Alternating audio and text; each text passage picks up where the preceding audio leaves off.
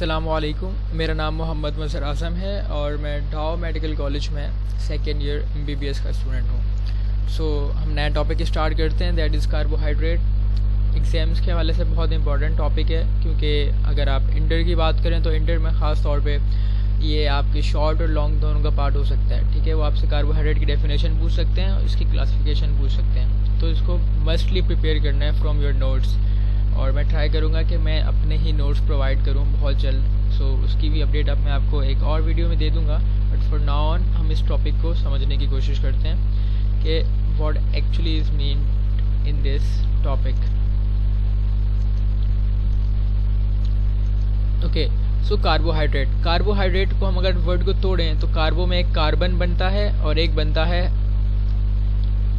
Hydrate. ठीक है, तो कार्बो का मतलब होता है कार्बन, ठीक है, और हाइड्रेट का मतलब होता है वाटर।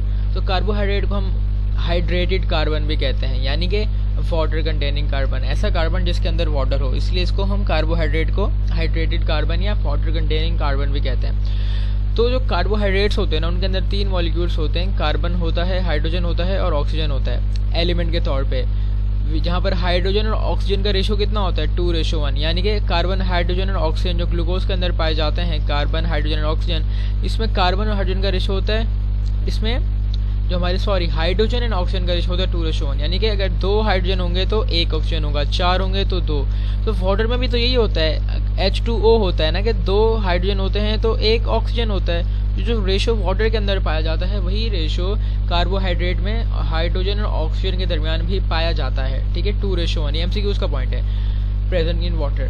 तो जनरल फार्मूला है, ये भी MCQs का पॉइंट है, दैट इज द CnH2nOn। ठीक है, जनरल फार्मूला क्या है? The general formula is CnH2nOn। इसका मतलब क्या है? इसका मतलब है n का मतलब होता है नंबर ऑफ कार्बन, यानी कि अगर आपका कार्बन 1 होगा तो हाइड्रोजन कितने हो जाएंगे? H2 मल्टीप्लाई बाय n की जगह पर 1 और ऑक्सीजन n की जगह पर 1।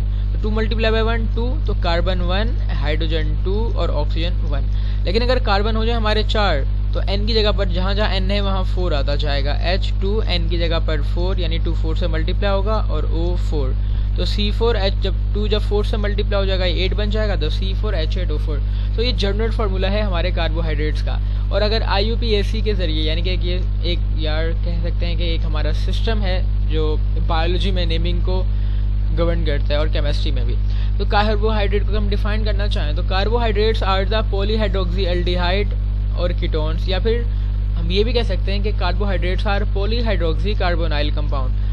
क्या? Carbohydrates are the polyhydroxy carbonyl compound. सवाल पैदा होता है कार्बोनाइल्स कंपाउंड क्या होते हैं? भाई कार्बोनाइल कंपाउंड एल्डिहाइड और कीटोन को कहते हैं। तो पॉलीहाइड्रोक्सी कार्बोनाइल कंपाउंड्स का हो या पॉलीहाइड्रोक्सी एल्डिहाइड या कीटोन्स का हो, तो एक ही बात है। अगर डिफाइन पेपर में करना आ जाएगा डिफाइन कार्बोहाइड्रेट्स, तो बोलोगे carbohydrates are the organic compound which are either polyhydroxy aldehyde or polyhydroxy ketone. तो मेन सोर्स है कार्बोहाइड्रेट्स का वो प्लांट है, बिकॉज प्लांट जो होते हैं ना वो सबसे पहले कार्बोहाइड्रेट को बनाते हैं, कार्बोहाइड्रेट के मॉलिक्यूल को बनाते हैं अपने प्राइमरी प्रोडक्ट के तौर पे फोटोसिंथेसिस में। प्लांट जो होते हैं फोटोसिंथेसिस का प्रोसेस करते हैं और उसमें उनका जो प्राइमरी प्रोडक्ट है, that is the MCQs here, वो क्या होता है? कार्बोहाइड्रेट होता है। और अदर बायोमोलिक्यूल जो होते हैं, दूसरे बायोमोलिक्यूल जो होते हैं वो कार्बोहाइड्रेट से बनते हैं ड्यूरिंग डिफरेंट मेटाबॉलिक पाथवेज। ठीक है, तो कार्बोहाइड्रेट्स होते हैं, इनका टेस्ट क्या होता है? स्वीट होता है। और इसी स्वीट टेस्ट की वजह से हम कार्बोहाइड्रेट को सैक्रम कहते हैं या सैक्राइड भी कहते हैं। ठीक है, और इनको शुगर भी कहते हैं। तो कार्बोहाइड्रेट का हो, शुगर का हो, सैक्रम का हो या सैक्राइड का हो, एक ही बात है।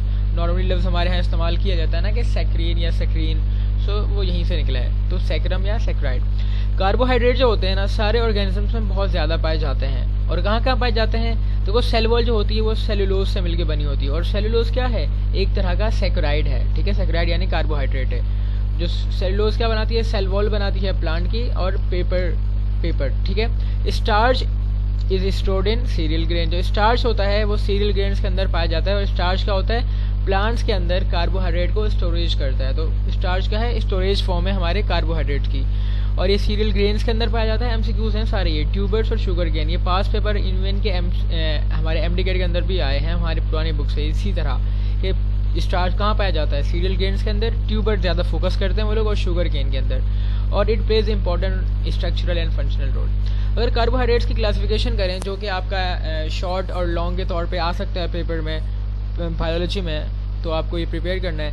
तो हम इस तरह लिखेंगे carbohydrates are further classified into 3 groups. Carbohydrate की फर्दर हम 3 ग्रुप में क्लासिफिकेशन करते हैं। कार्बोहाइड्रेट को हम सैकराइड्स भी कहते हैं, ठीक है। तो हम सैकराइड्स की फर्दर 3 ग्रुप में क्लासिफिकेशन करते हैं। मोनोसैकराइड होते हैं, ओलिगोसैकराइड होते हैं और पॉलीसैकराइड। मोनोसैकराइड का मैं ओवरव्यू देना चाहूँ यार, मोनोसैकराइड वो होते हैं जिनके अंदर एक शुगर मॉलिक्यूल होता है। अब मैं एक शुगर मॉलिक्यूल कह रहा हूँ, मैं एक कार्बन नहीं कह रहा, ठीक है।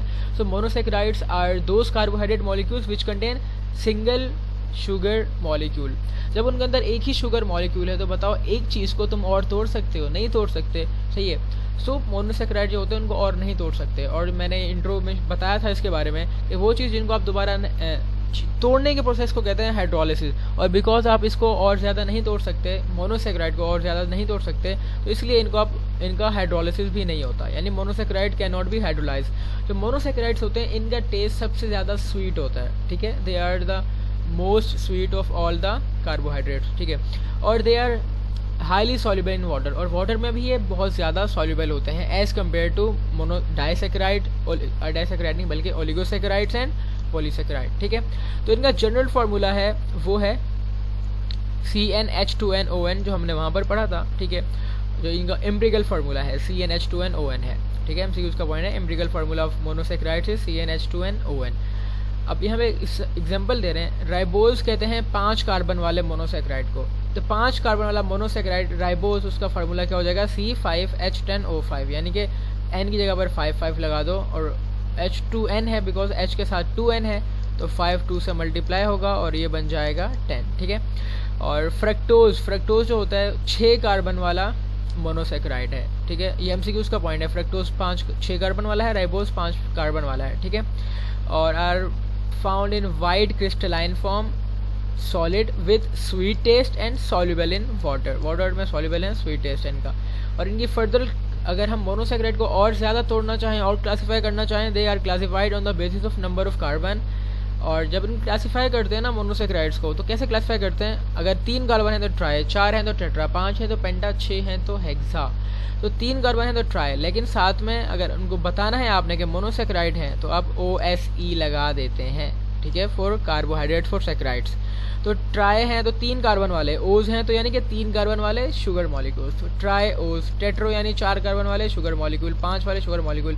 ये एग्जांपल आपको याद होनी चाहिए। जब पेपर में अगर शॉर्ट में आएगा तो यही आएगा कि define carbohydrates, classify carbohydrates into 3 types and give the classification of monosaccharide. तो मोनोसैकराइड में आप ये बताओगे कि monosaccharides are the carbohydrate molecule with 1 sugar molecule, इनका फर्दर हाइड्रोलिसिस नहीं हो सकता, they are sweet in taste and soluble in water. इतना लिख के फिर बोलोगे they are classified on the base of carbon atom. फिर आप ये चार्ट भी बना दो, दैट विल बी इनफ। अलग अलग से हेडिंग में लिखना चाहो मर्जी है, चार्ट बना दो ज़्यादा बेहतर है। तो ट्रायोज जो हैं 3 कार्बन वाले हैं तो C3H6O3 हो जाएगा। और इनमें क्या आते हैं? ग्लिसरोज आते हैं, जिसको ग्लिसरल्डिहाइड भी कहते हैं, और डाईहाइड्रोक्सी एसीटोन। 4 कार्बन वाले में एरिथ्रोज आता है और एरिथ्रोलोज आता है। ये राइबोज आता है, राइबुलोज इन 5 कार्बन। ग्लूकोज, फ्रक्टोज, गैलेक्टोज, ये सारे 6 कार्बन वाले हैं। 6 कार्बन वाले यानी हेक्सोज। हेप्टोज 7 कार्बन वाला, ये MCQ का पॉइंट है, इंपॉर्टेंट है। ग्लूकोहेप्टोज 7 कार्बन वाला मोनोसैकराइड। और ये ग्लूकोज, फ्रक्टोज, गैलेक्टोज, ये सारे 6 कार्बन वाले होते हैं। अब देखो ये यहाँ पर हमारी इस बुक में डिफाइन नहीं किया गया, नहीं बताया गया, बट हमारी पुरानी बुक के अंदर ये लिखा हुआ था। सो MDCAT में वो अभी भी पूछ सकते हैं कि ग्लिसरोज और ये डाईहाइड्रोक्सी एसीटोन, इनमें फ़र्क क्या है? या ग्लिसरोज या ग्लिसरल्डिहाइड एक ही बात है, इनमें फ़र्क क्या है? यार ग्लिसरोज या ग्लिसरल्डिहाइड जो होते हैं ना, ये अल्डिहाइड है। मैंने कहा था ना कि कार्बोहाइड्रेट जो होते हैं या तो अल्डिहाइड होंगे या कीटोन के पॉलीहाइड्रोक्सी होंगे। पॉलीहाइड्रोक्सी का मतलब है उनके साथ बहुत सारे OH ग्रुप लगे होंगे, ठीक है। और बहुत सारे OH ग्रुप तो लगे होंगे, लेकिन साथ में क्या होगा?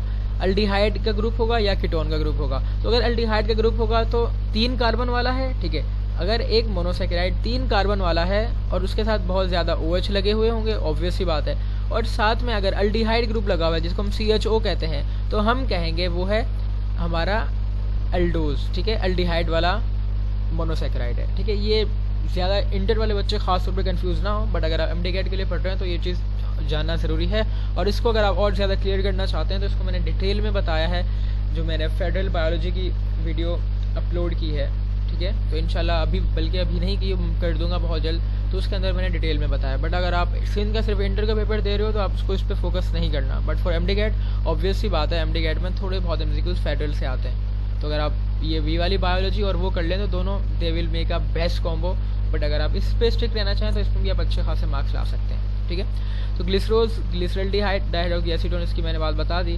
तो देखो ग्लिसरोज जो है अल्डिहाइड है और डायहाइड्रोक्सीएसीटोन कीटोनिक ग्रुप है। एरिथ्रोज अल्डिहाइड है, एरिथ्रुलोज कीटोन वाला है। राइबोज अल्डिहाइड है, राइबुलोज कीटोन वाला है।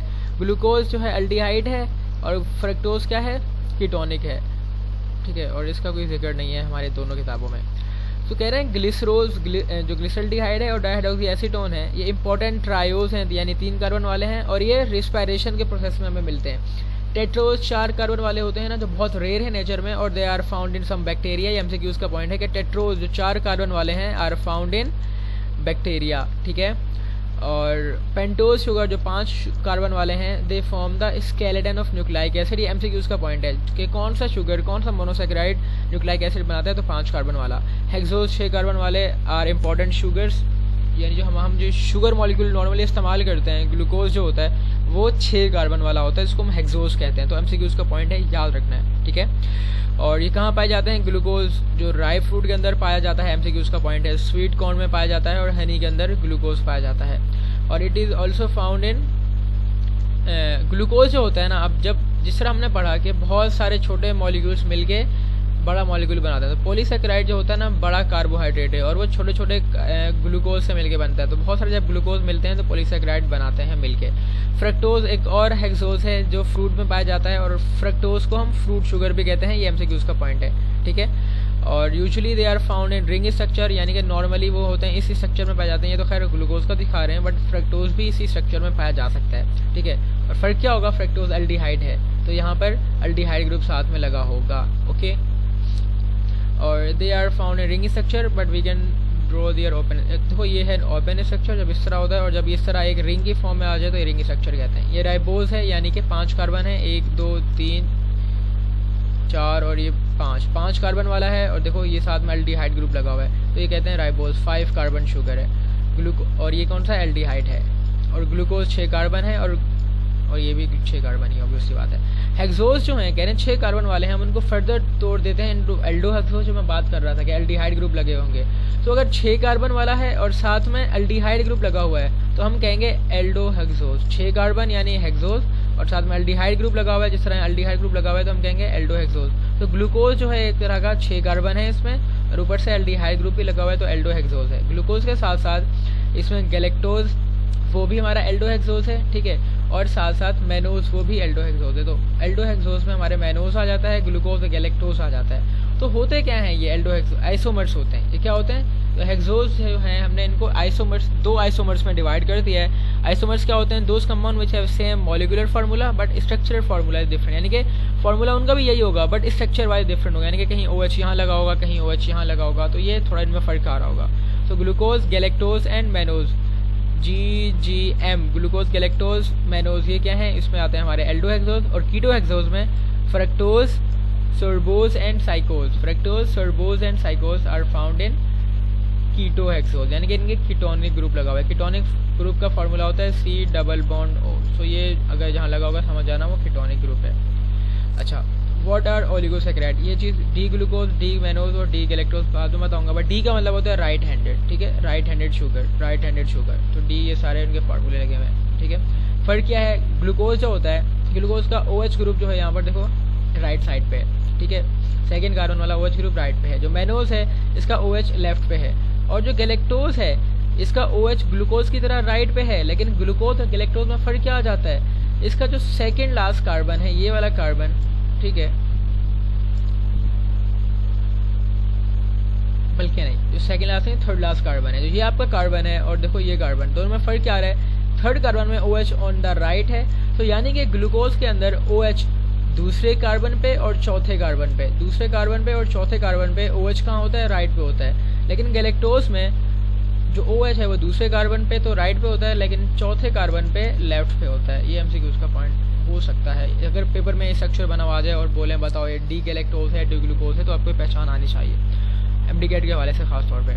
ओलिगोसैकेराइड्स क्या हैं, ये ऐसे कार्बोहाइड्रेट हैं, देखो मैंने कहा था ना मोनोसैकेराइड एक शुगर मॉलिक्यूल से मिलके बने, तो ओलिगोसैकेराइड वो कार्बोहाइड्रेट होते हैं जो 2 से लेके 10 मोनोसैकेराइड से मिलके बने होते हैं। मोनोसैकेराइड्स क्या हैं, शुगर मॉलिक्यूल्स क्या हैं। सो वो carbohydrate, the type of carbohydrate which are made up of 2 to 10 monosaccharides are called oligosaccharide. अगर 10 से ज़्यादा से मिलके बनेंगे तो वो पॉलीसेक्राइड कहेंगे। ये MCQ का पॉइंट है। तो दे आर लेस स्वीट, तो मोनोसेक्राइड ज़्यादा स्वीट होते हैं इनके मुकाबले में। They are less sweet in taste and less soluble in water, mono are more soluble. ये डिफरेंसेस याद रखते जाओ, पेपर में पूछते हैं। और दे कैन हाइड्रोलाइज, अब देखो उनके अंदर एक शुगर मॉलिक्यूल था मोनोसेक्राइड के अंदर, तो वो हाइड्रोलाइज नहीं हो पा रहे थे, ये हाइड्रोलाइज हो सकते हैं। मैं साथ में रिवाइज भी कराता चाह रहा हूँ। और इनमें ओलिगोसेक्राइड में सबसे कॉमन क्या है, डाइसेक्राइड। डाइसेक्राइड का मतलब है वो कार्बोहाइड्रेट या वो ओलिगोसेक्राइड जो 2 मोनोसेक्राइड के मिलने से बने। तो अगर एक मोनोसेक्राइड और एक और मोनोसेक्राइड आपस में मिलें, और जब 2 कार्बोहाइड्रेट या 2 मोनोसेक्राइड आपस में मिलते हैं तो उनके दरमियान जो बॉन्ड बनता है that is called glycosidic bond. The covalent bond which is form between 2 monosaccharide is called glycosidic bond. और जब बॉन्ड बनता है, मैंने क्या कहा था, वाटर रिलीज होता है तो कंडेंसेशन भी, ये मैं वीडियो में बता चुका हूँ, मेरी फर्स्ट वीडियो में इस चैप्टर की, आप वो देख सकते हैं दोबारा। सो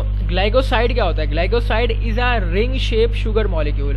ये रहा हमारा ग्लाइकोसाइड, एक रिंग शेप शुगर मॉलिक्यूल है, ठीक है। A ring shape sugar molecule that is attached to another molecule. ये मेरा एक ग्लाइकोसाइड है, एक और ग्लाइकोसाइड है which is attached to another molecule, ठीक है।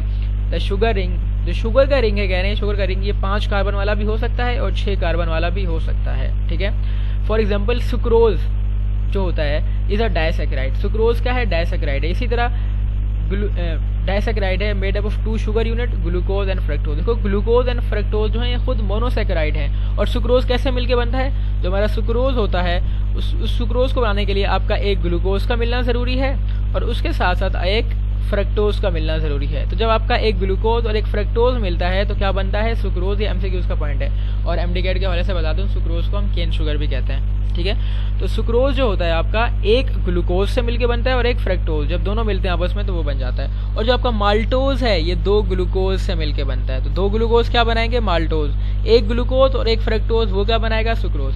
कह रहे हैं तो डाइसेक्राइड होते हैं वो रिड्यूसिंग शुगर भी हो सकते हैं और नॉन रिड्यूसिंग शुगर भी हो सकते हैं। ये क्या बात हुई यार, रिड्यूसिंग शुगर वो शुगर होते हैं, they are any carbohydrate which is capable of being oxidise, जो अपने आप को ऑक्सीडाइज कर सकता है और दूसरों को रिड्यूस कर सकता है विदाउट हाइड्रोलिसिस। यानी कि a type of carbohydrate which without undergoing hydrolysis it can oxidize itself and cause the reduction of other substances is called a reducing sugar। जो खुद ऑक्सीडाइज हो दूसरों को रिड्यूस कर ले इसको रिड्यूसिंग शुगर, और जो खुद ऑक्सीडाइज ना हो और दूसरों को रिड्यूस ना करे हाइड्रोलिसिस हुए बगैर, इसको हम क्या कहते हैं, नॉन रिड्यूसिंग शुगर। तो जो हमारा सुक्रोज है, MCQ का पॉइंट बता रहा हूँ, सुक्रोज जो है हमारा वो नॉन रिड्यूसिंग शुगर है। बाकी जो आपका माल्टोज है ये रिड्यूसिंग शुगर है, और माल्टोज के साथ एक लैक्टोज भी होता है, वो भी रिड्यूसिंग शुगर है। सो ये कौन सा है, माल्टोज हो गया, लैक्टोज, ये है आपके डाइसेक्राइड, तो 2 शुगर से मिलके बने होते हैं, ठीक है। और सुक्रोज भी 2 शुगर वाला है। तो अगर कहें कि 2 शुगर वाले यानी डाइसेक्राइड्स में कौन सा शुगर नॉन रिड्यूसिंग है, तो नॉन रिड्यूसिंग इज सुक्रोज। सवाल पैदा ये होता है नॉन रिड्यूसिंग क्यों है यार, रिड्यूसिंग तो वो वाले होते हैं जिनका ना अल्डिहाइड या कीटोनिक ग्रुप फ्री हो। तो अगर उनका अल्डिहाइड या कीटोनिक ग्रुप फ्री है तो क्या होंगे, वो रिड्यूसिंग होंगे। लेकिन अगर उनका अल्डिहाइड और कीटोनिक ग्रुप फ्री नहीं है तो वो क्या होंगे, नॉन रिड्यूसिंग होंगे। सो अगर कोई बॉन्ड बना है और बॉन्ड बनने के बाद उनका अल्डिहाइड और कीटोनिक ग्रुप दोनों बॉन्ड में बन गए, दोनों बॉन्ड में शामिल हो गए हैं, तो हम कहेंगे कि वो बॉन्ड में शामिल हो गए हैं, इसका मतलब है वो फ्री नहीं है। अगर आपका कीटोनिक ग्रुप और अल्डिहाइड ग्रुप फ्री नहीं है तो इसका मतलब है आप नॉन रिड्यूसिंग शुगर हो। और यही होता है सुक्रोज के अंदर, जिसमें उसका अल्डिहाइड और कीटोनिक ग्रुप दोनों मिल जाते हैं और वो रिड्यूस नहीं कर सकता दूसरों को, कौन, सुक्रोज। बाकी जो हमारे माल्टोज हैं, लैक्टोज हैं, इनका कीटोनिक ग्रुप और अल्डिहाइड ग्रुप देखो ये ऊपर फ्री हैं, जब ये फ्री होते हैं तो ये दूसरों को रिड्यूस कर सकते हैं। कौन, हमारा माल्टोज रिड्यूस कर सकता है और हमारा लैक्टोज, LACTOSE लैक्टोज, ये भी रिड्यूस कर सकता है। लैक्टोज एंड माल्टोज ये रिड्यूस कर सकते हैं। और हमारे जितने भी मोनोसेक्राइड्स थे, जितने भी हमने मोनोसेक्राइड पढ़े, ये सारे भी रिड्यूस कर सकते हैं, बिकॉज ये मोनोसेक्राइड है, इनका तो वैसे ही फ्री होगा क्योंकि बॉन्ड तो इन्होंने बनाया नहीं है, ठीक है। मैं डिटेल में इसलिए बता रहा हूँ ताकि आपके कॉन्सेप्ट क्लियर होते जाएँ, आपको बुक रीडिंग में कोई इशू ना हो दोबारा, बल्कि ना भी करें, मेरे लेक्चर आई गेस काफ़ी हैं, बट इंपॉर्टेंट है कि आप रीडिंग किया करें, इससे आपको पक्का याद होता जाएगा। So it is due to the presence of free aldehyde or ketonic group. कौन सी रिड्यूसिंग वाली प्रॉपर्टी, एग्जांपल माल्टोज, लैक्टोज जो होते हैं वो रिड्यूसिंग है। The non reducing sugar are carbohydrate which are unable to oxidise and do not reduce other. It is due to absence of free aldehyde ketone, example sucrose या raffinose, ये example है sucrose and raffinose. Living organism जो होते हैं खासतौर पर plant, सही है, they transport their sugar from source यानी लीफ टू सिंक यानी fruit in form of non reducing sugar, ठीक है, where glycosidic bond are form between carbonyl group of both sugar. कह रहे हैं आपका जो प्लांट है, प्लांट के अंदर खाना यानी कि जो हमारा फोटोसिंथेसिस का प्रोसेस होता है वो लीफ के अंदर बनता है, तो प्लांट्स का जो कार्बोहाइड्रेट है वो लीफ में बनता है, तो उस कार्बोहाइड्रेट को हमने ट्रांसपोर्ट भी तो कराना है, तो उस ट्रांसपोर्ट के लिए प्लांट्स का यूज़ करते हैं, प्लांट यूज़ करते हैं सुक्रोज को। ये एमसीक्यूज का पॉइंट है कि प्लांट जो है ट्रांसपोर्ट के लिए इसको यूज़ करते हैं, सुक्रोज को यूज़ करते हैं। सवाल पैदा ये होता है यार सुक्रोज को ही क्यों यूज़ करते हैं, बिकॉज सुक्रोज जो है वो रिड्यूस नहीं हो सकता, और ना नहीं बल्कि सुक्रोज जो है खुद ऑक्सीडाइज नहीं हो सकता और दूसरों को रिड्यूस नहीं कर सकता। जब खुद ऑक्सीडाइज नहीं हो सकता, दूसरों को रिड्यूस नहीं कर सकता, इसका मतलब है वो रिएक्ट भी नहीं करेगा, ठीक है, और इसीलिए हम सुक्रोज को यूज़ करते हैं। तो plant transport their sugar from source यानी लीफ से फ्रूट में ट्रांसफर करते हैं नॉन रिड्यूसिंग शुगर की मदद से, जहाँ पर जो ग्लाइकोसाइडिक बॉन्ड बनता है वो कार्बोनाइल ग्रुप को इन्वॉल्व करता है। यही तो बात है, देखो ग्लाइकोसाइडिक बॉन्ड जो बॉन्ड बन रहा है दो मोनोसैकेराइड के बीच में, वो कार्बोनाइल कंपाउंड को यूज़ कर लेगा, जब यूज़ कर लेगा तो फ्री नहीं होंगे, जब फ्री नहीं होंगे तो वो नॉन रिड्यूसिंग होगा। Sucrose is a sugar which is non reducing, it contain more energy, ठीक है, it is energy efficient in transport and storage, transport और स्टोरेज में एनर्जी एफिशिएंट है ये। ट्रांसपोर्ट में ये ना खुद ऑक्सीडाइज होता है ना दूसरों के साथ रिएक्ट करता है, इसीलिए कोई रिएक्शन नहीं होता, ठीक है। अब हम बात करते हैं पॉलीसेकेराइड की। Polysaccharide are the high molecular weight carbohydrate, ठीक है, ये एमसीक्यूज का पॉइंट है। हाई मॉलिक्यूलर वेट कार्बोहाइड्रेट जो हाइड्रोलिसिस पे 10 से ज़्यादा मोनोसैकेराइड रिलीज़ करें या 10 से ज़्यादा शुगर मॉलिक्यूल रिलीज़ करें, इसकी प्रॉपर डेफिनेशन क्या होगी, the high molecular weight carbohydrates which on hydrolysis which on breakdown yield more than 10 monosaccharide, they are form by condensation of 100 or thousands of monosaccharide. अब 10 से ज़्यादा कितने भी हों, लाखों करोड़ों, उन सबसे मिलके बनते हैं कौन, हमारे पॉलीसैकेराइड। इसके पॉलीसैकेराइड एग्जांपल क्या है, स्टार्च हो गया, ग्लाइकोजिन हो गया, सेलुलोज एंड काइटिन। स्टार्च जो होता है वो प्लांट्स के अंदर स्टोरेज की फॉर्म में होता है, ग्लाइकोजिन एनिमल्स में स्टोरेज की फॉर्म में होता है, सेलुलोज सेल वॉल बनाता है, और काइटिन जो होता है हमारा वो हमारे इंसेक्ट्स के अंदर होता है, आर्थ्रोपोड के अंदर खास तौर पे, और उनका एक्सोस्केलेटन बनाता है ये, और फंजाई की सेल वॉल भी बनाता है, फंजाई की सेल वॉल भी बनाता है। सारे एमसीक्यूज के पॉइंट मैंने बताए हैं, ये चार जो बताएं, स्टार्च वाला, ग्लाइकोजिन, को आगे दोबारा डिस्कस भी करेंगे। स्टार्च की बात करें, it is the most important and abundant reserve food material higher plant. तो प्लांट का रिजर्व फूड मटेरियल या प्लांट का storage form of food material कौन है, स्टार्च है। It is found in cereals, legumes, tubers and other vegetable. Tubers के अंदर और सीरियल्स के अंदर हमारा स्टार्च पाया जाता है, और लेग्यूम्स के अंदर भी। It is made up of many glucose molecule which are joint together in stage. अब देखो तो स्टार्च है, इसकी दो टाइप्स हैं, एक अमाइलोज भी है और एक अमाइलोपेक्टिन भी है। तो जो शुगर जो हमारे स्टार्च की जो अमाइलोज फॉर्म है ना, it is made up of sugar molecule, it is made up of glucose molecule. जो हमारी स्टार्च की अमाइलोज वाली फॉर्म है ये ग्लूकोज मॉलिक्यूल से मिलकर बनती है, और वो सारे ग्लूकोज मॉलिक्यूल एक स्ट्रेट चेन में होते हैं, स्ट्रेट चेन में होते हैं, और इनके ऊपर कोई दूसरी चीज़ आके अटैच नहीं आ रही होती, यानी कि इनके ऊपर कोई बीच में ब्रांच यानी कोई ब्रांच नहीं निकल रही होती, होता है ना पत्ते, एक ट्री से बहुत सारी ब्रांचेस निकल रही होती हैं, यानी एक मेन ब्रांच है और वहाँ से छोटी छोटी ब्रांचेस निकल रही हैं, तो इनके अंदर एक मेन ब्रांच ये है और ऊपर से कोई ब्रांचेस नहीं निकल रही।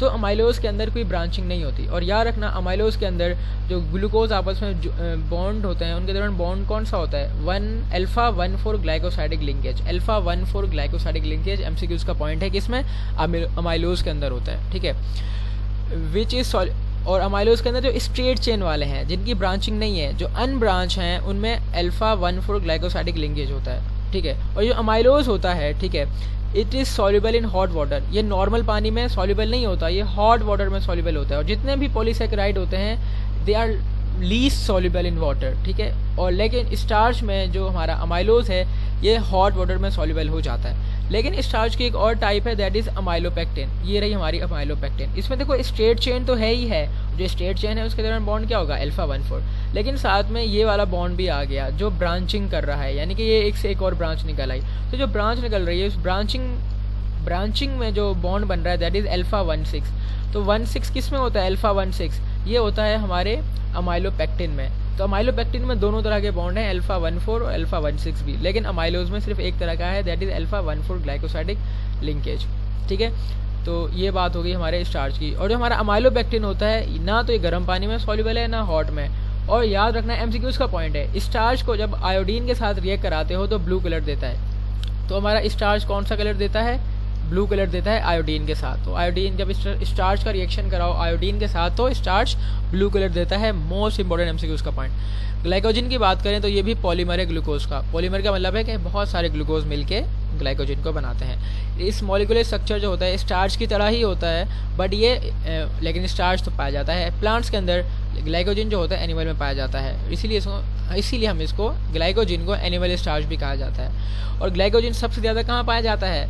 ये पाया जाता है लीवर के अंदर और मसल्स के अंदर। लीवर के अंदर और मसल्स के अंदर पाया जाता है, जहाँ पर ये एनर्जी स्टोर करता है। और जो ग्लाइकोजन होता है जब ये आयोडीन के साथ रिएक्ट करता है तो रेड कलर देता है। ये एमसीक्यूज का पॉइंट हो गया, ठीक है। और it is found in bacteria and fungi भी। तो ग्लाइकोजन बैक्टीरिया के अंदर भी होता है, ठीक है, और आपके फंजाई के अंदर भी होता है। और उसके साथ साथ आपके जो मैमल्स हैं उनमें लीवर और मसल्स के अंदर बहुत ज़्यादा पाया जाता है। बात करते हैं सेलुलोज की, ये भी पॉलीमर है ग्लूकोज का। तो अभी तक जितने भी कंपाउंड पढ़े हैं हमने, चाहे वो स्टार्च हो, वो ग्लाइकोजन हो या सेलुलोज हैं, सारे ग्लूकोज के पॉलीमर हैं।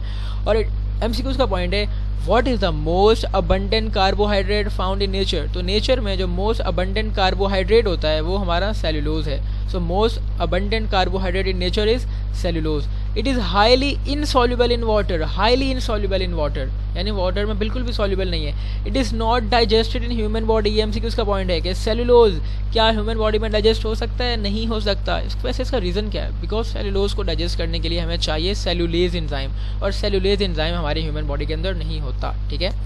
सो एंजाइम क्या होते हैं ये मैं अगले चैप्टर में बताऊंगा। In cellulose the glucose unit are joined in straight chain. तो सेलुलोज के अंदर चेन कैसी होती है? स्ट्रेट चेन होती है, याद रखना है। एमसीक्यूज का पॉइंट है सेलुलोज के अंदर चेन कैसी होती है? ग्लूकोज की स्ट्रेट।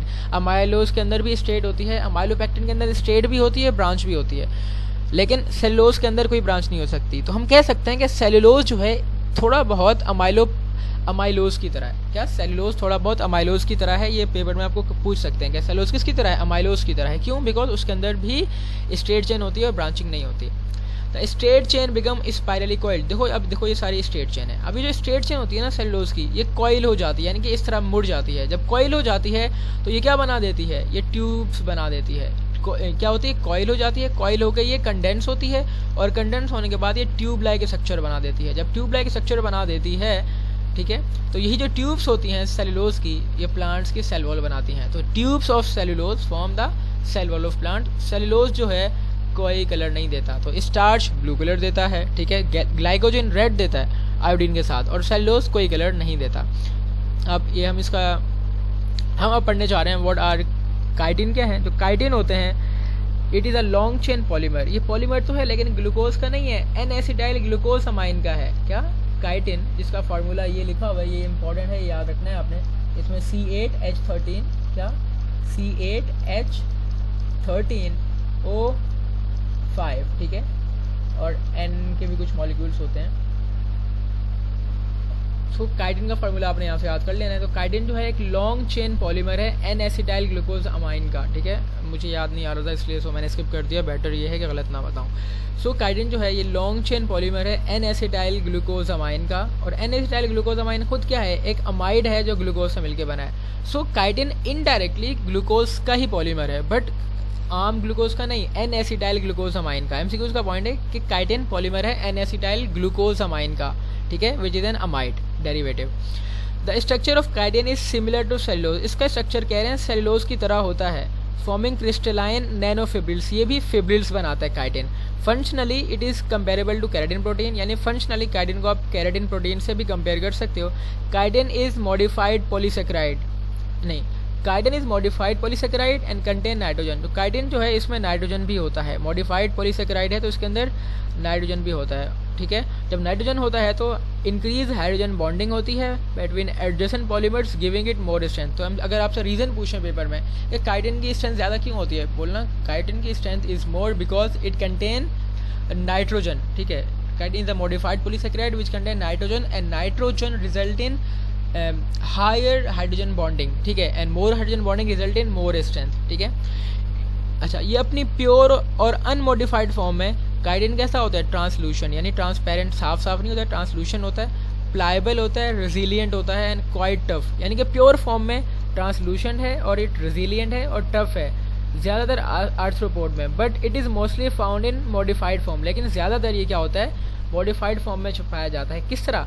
प्रोटीनेशियस फॉर्म में, प्रोटीनेशियस मैट्रिक फॉर्म में। और क्या बनाता है ये, एक्सोस्केलेटन बनाता है इंसेक्ट की। तो अपनी प्योर फॉर्म में ट्रांसलूसेंट है, प्लाएबल है, रेजिलिएंट है, लेकिन ज़्यादातर ये प्रोटीनेशियस मैट्रिक्स की फॉर्म में पाया जाता है।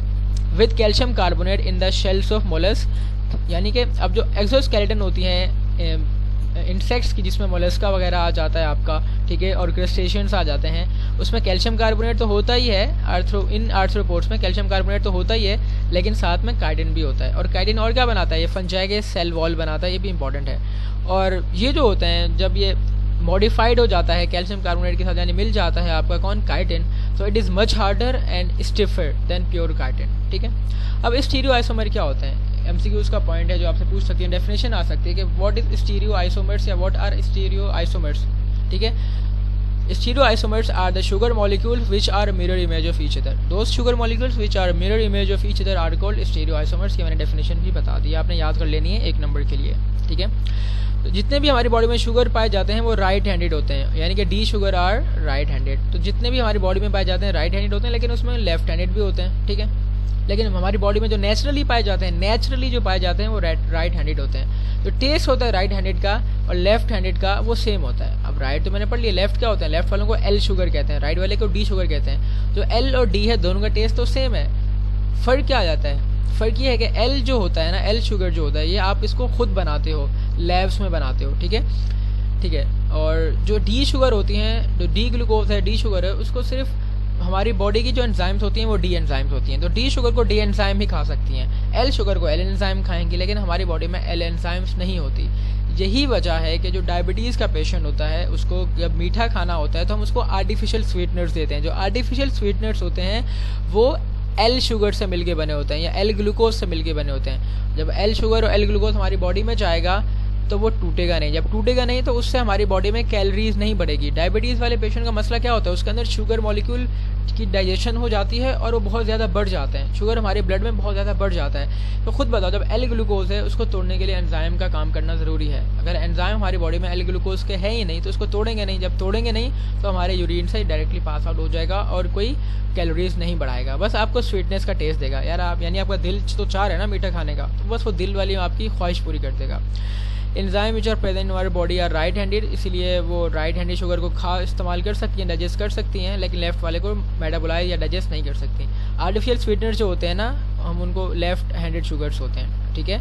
They have same mass and same taste, ठीक है, but 0 calorie, mass same, taste sweet भी सेम, लेकिन कैलोरीज 0 होती हैं। These sugar are not digested because all our enzyme are right handed and they are specific to break down the right sugars, ठीक है।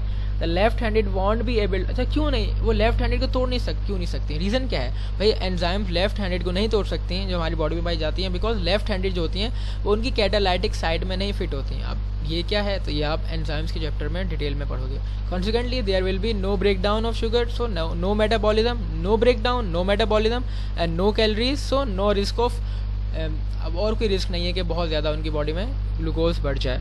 सो ये carbohydrate का detail का topic था, एमडीकेट की वजह से बहुत इंपॉर्टेंट था। मैंने कोशिश की है कि एक पॉइंट बताऊं, बल्कि कुछ एक्स्ट्रा पॉइंट भी क्लियर करूं। सो इंशाल्लाह अब हम मिलेंगे नेक्स्ट वीडियो में, that is on the proteins. तब तक के लिए अल्लाह हाफिज़।